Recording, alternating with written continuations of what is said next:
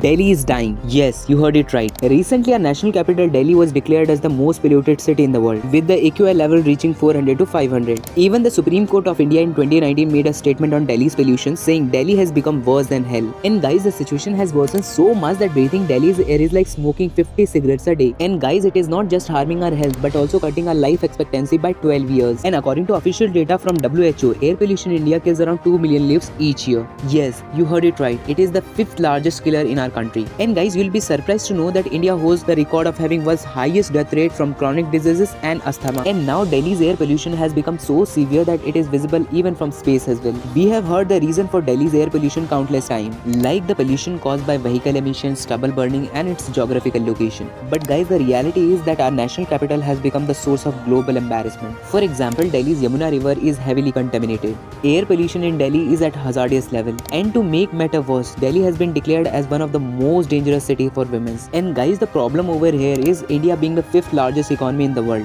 but still has failed to provide its citizens the basic necessities like clean air, water and safety in its capital. This is the only reason prominent politicians like Shashi Tharoor calling for national capital relocation, because this shift would not only improve India's global image but also attract global investment. So now you tell me, should we relocate our national capital or not? Please do write in the comments.